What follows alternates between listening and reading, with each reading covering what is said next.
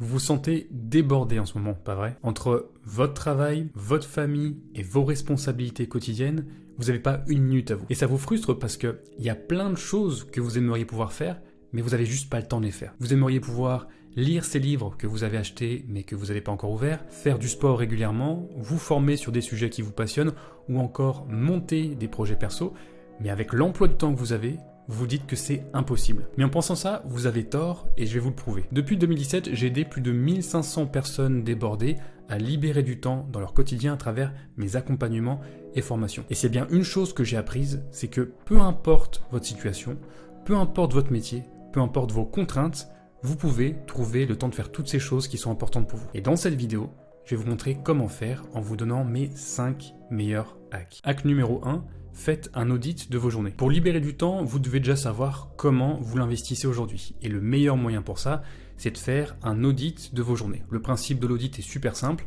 Pendant une semaine, vous notez tout ce que vous faites du moment où vous vous levez le matin au moment où vous vous couchez le soir. Et en faisant cet exercice, vous allez prendre conscience du temps réel que vous passez à faire certaines activités. Alors je vous préviens, vous risquez de prendre une grosse claque. Pour avoir fait cet audit personnellement et pour l'avoir recommandé à d'autres personnes, je peux vous garantir que vous sous-estimez aujourd'hui le temps que vous passez à faire certaines activités inutiles. Mais la bonne nouvelle par contre, c'est qu'une fois que vous en avez conscience, vous pouvez éliminer tout ce superflu et libérer du temps pour les tâches qui comptent vraiment. Si vous avez la flemme de faire cet audit manuellement, vous pouvez le faire automatiquement avec une application qui s'appelle Rescue Time. Une fois installée, elle analysera tout ce que vous faites et elle vous donnera un rapport complet sur vos journées. Vous saurez combien de temps vous passez à traiter vos emails, combien de temps vous traînez sur les réseaux sociaux, combien de temps vous passez en réunion et elle vous donnera même un score de productivité. Et si vous voulez aller plus loin, vous pouvez même exporter le rapport de Rescue Time, l'importer sur ChatGPT et utiliser le prompt suivant. Tu es expert en gestion du temps, analyse le rapport que je viens de te donner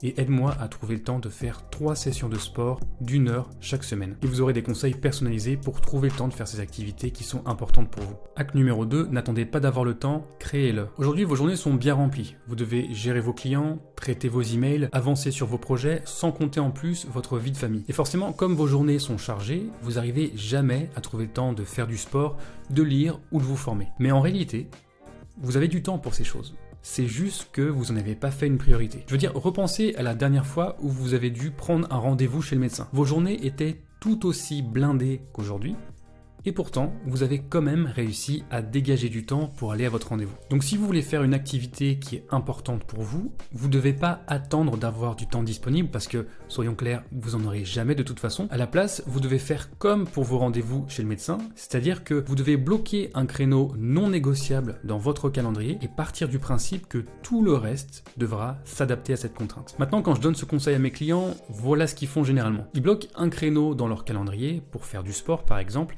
et ensuite, le jour J, ils rencontrent un imprévu et ils annulent leur séance de sport pour s'en occuper. Parce que dans le fond, ils comprennent pas vraiment la notion de créneau non négociable. Donc je vais faire un petit rappel de ce que veut dire non négociable. Un créneau non négociable, c'est quelque chose qui ne peut pas être discuté, modifié ou compromis. Pour faire simple, c'est un créneau que vous ne pouvez manquer sous aucun prétexte, peu importe les imprévus que vous rencontrez, peu importe la charge de travail que vous avez, peu importe les urgences auxquelles vous faites face, vous devez respecter votre créneau coûte que coûte. Alors je sais que c'est difficile, surtout si vos journées sont chargées, mais c'est nécessaire si vous voulez avancer sur ces choses qui sont importantes pour vous. Pour prendre mon exemple personnel, je bloque systématiquement 3 créneaux d'1 heure dans mon calendrier pour faire du sport. Et quand mes semaines sont chargées, j'avoue que je suis parfois très tenté de faire sauter un de ces blocs pour avoir plus de temps pour faire mes tâches. Mais je le fais pas parce que je pars du principe que mon activité sportive est obligatoire, tout comme dormir, manger ou me brosser les dents. Ce sont des choses qui peuvent pas être discutées. Et c'est grâce à ça que j'arrive à faire du sport régulièrement depuis plus de 3 ans. Si vous voulez apprendre à planifier ces blocs non négociables et à gérer les imprévus du quotidien, j'ai préparé une présentation qui a déjà été suivie par plus de 3000 personnes dans laquelle je vous partage les erreurs qui vous empêchent de bien gérer votre temps aujourd'hui et les 7 étapes pour gérer votre temps et vos priorités en 30 minutes par semaine. Pour y accéder, il vous suffit de cliquer sur le lien qui se trouve dans la description. Hack numéro 3, exploitez vos temps morts. L'autre jour, je lisais un article de Ryan Holiday et ça m'a rappelé à quel point bien savoir exploiter nos temps morts peut faire des miracles. Si vous ne savez pas qui est Ryan Holiday, c'est l'auteur de nombreux best-sellers. Il a notamment écrit L'obstacle et le chemin, L'ego et l'ennemi ou encore Le calme et la clé. Et le gars a des journées bien chargées quand même, entre son travail d'auteur, ses conférences à travers le monde, son ranch, sa librairie et ses 2 enfants, il gère beaucoup de choses en même temps. Et malgré son emploi du temps chargé, il arrive quand même à lire plus de 250 livres chaque année. Et quand on lui demande comment il arrive à faire, il dit ceci. Les gens pensent que je suis un lecteur rapide, ils voient tous les livres que je recommande chaque mois dans ma newsletter et supposent que je dois avoir un secret. Ils veulent connaître mon astuce pour lire si rapidement. La vérité est que même si je lis des centaines de livres chaque année, je lis en réalité assez lentement. Mais ce que je fais aussi, c'est lire tout le temps. J'ai toujours un livre avec moi. À chaque fois que j'ai une seconde, je l'ouvre. Quand je mange, dans un avion, dans une salle d'attente ou coincé dans la circulation en Uber, je lis. Même si aujourd'hui vous êtes super occupé, vous avez forcément des temps morts. Ça peut être votre temps de trajet pour aller au travail, votre pause de midi ou quand vous attendez à la caisse d'un supermarché. Et vous pouvez utiliser ces moments pour lire, vous former ou monter des projets. C'est d'ailleurs comme ça que j'ai commencé Everlab, mon entreprise de formation. À l'époque, j'étais salarié, je faisais du 8h, 18h et je profitais de chaque temps mort pour développer mon entreprise. Le matin, pendant mon trajet en métro, je rédigeais des articles. À la pause de midi, je gérais le support client. Et le soir, en rentrant du travail, je préparais mes formations. Alors sur le court terme, on peut avoir l'impression qu'exploiter ces temps morts ne fait pas une grande différence. C'est vrai, après tout, c'est pas en 30 minutes par jour que vous allez pouvoir apprendre à parler une nouvelle langue. Mais quand vous raisonnez sur le long terme, vous vous rendez compte à quel point tous ces temps morts finissent par se cumuler. Pour vous donner un ordre d'idée, si vous passez 30 minutes chaque jour à apprendre une nouvelle langue, ça fait plus de 3 heures par semaine, soit 15 heures par mois ou 180 heures par an. D'après les études, il faut entre 100 et 180 heures pour acquérir un niveau débutant dans la plupart des langues. Ce qui veut dire que si vous commencez aujourd'hui à apprendre l'anglais, l'italien ou l'espagnol pendant 30 minutes chaque jour, d'ici 1 an, vous serez capable de comprendre et de parler la langue, juste parce que vous avez optimisé vos temps morts. Donc ne sous-estimez pas tous ces petits moments dans vos journées. Hack numéro 4, éliminez le multitâche. Aujourd'hui, vos journées ressemblent très certainement à ça. Vous arrivez au travail, vous commencez par traiter vos emails, ensuite vous enchaînez avec une présentation, puis vous répondez à un nouvel email, puis vous reprenez votre présentation, puis vous répondez à un message, bref.